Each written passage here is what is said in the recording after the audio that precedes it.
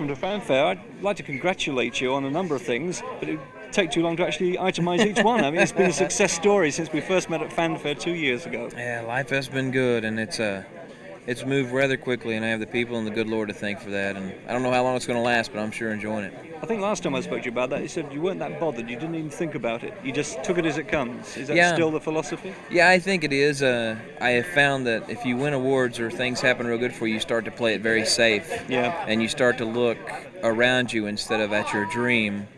And I think that's what I got to keep my head on, is the fact that I got to do what brought me here, and that's just relax, take it as it comes, and just be thankful for it. And whatever you get and you deal with. Now, the first album, Garth Brooks, seemed to me a lot different to the second release, No Fences.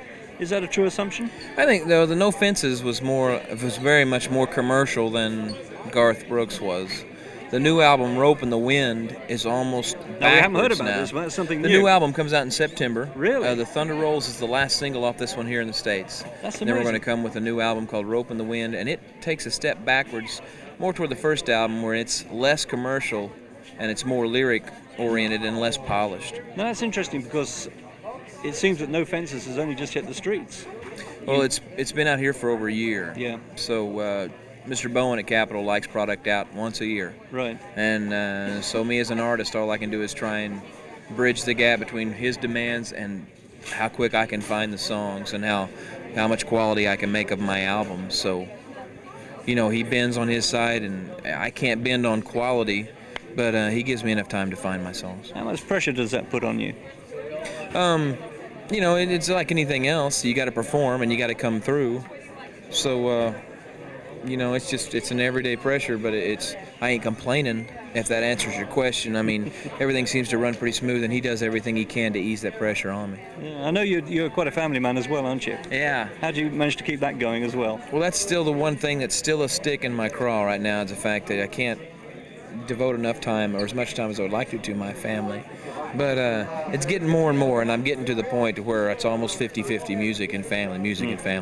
And I'm going to work for that. Yeah.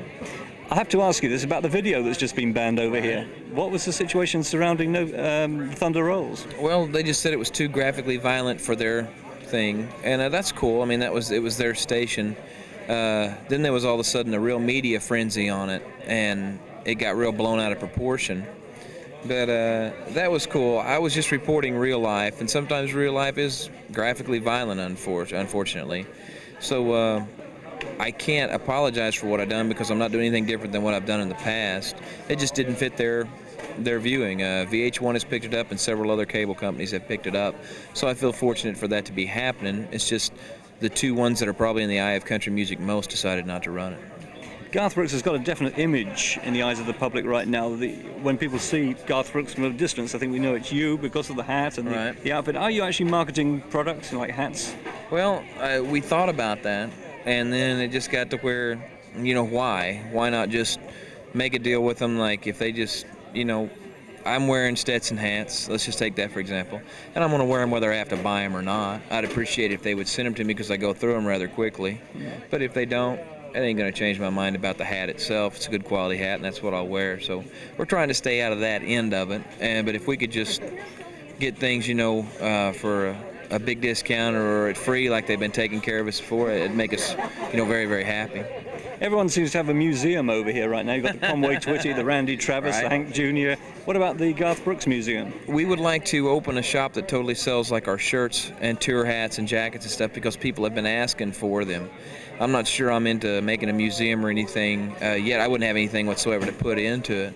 But in all fairness, man, the George Jones shop and stuff, I go in there just to see things that he's done or he's touched, because I'm such a fan of his. Same way with Travis. There's an Elvis.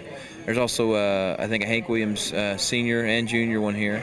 So they serve their purpose, but for me, I'll probably just open a shop if anybody's interested as far as just apparel.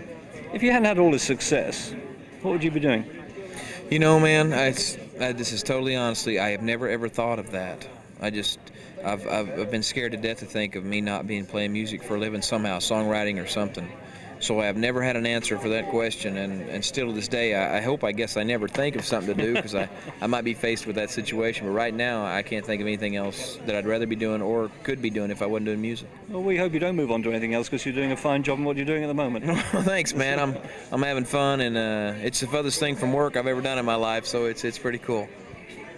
I'll get you to do some idents, if you will. Okay, you betcha. And that's it. So were you here last year? I was here last year and the year before. Did we miss you last year? No, we got something from you. Oh, okay, you were talking about 2 years ago, so I didn't know. The first time was... you can make of these what you will. You can sort of twist around fun. Gem AM. Gem AM. Gem AM. Hi, this is Garth Brooks, and you're listening to Tim Rogers right here on Gem AM. Hi, this is Garth Brooks, and I'm not the Pirates of the Mississippi. We're not Garth Brooks.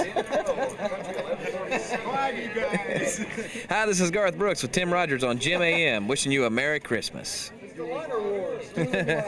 Hi, this is Garth Brooks along with the Pirates of the Mississippi, and you're listening to Tim Rogers on Extra AM. Hi, this is Garth Brooks, and you're listening to Tim Rogers on Extra AM. Can you do that one again? You betcha. Hi, this is Garth Brooks, and you're listening to Tim Rogers on Extra AM. Hi, this is Garth Brooks with Tim Rogers on Extra AM, wishing you all a very Merry Christmas.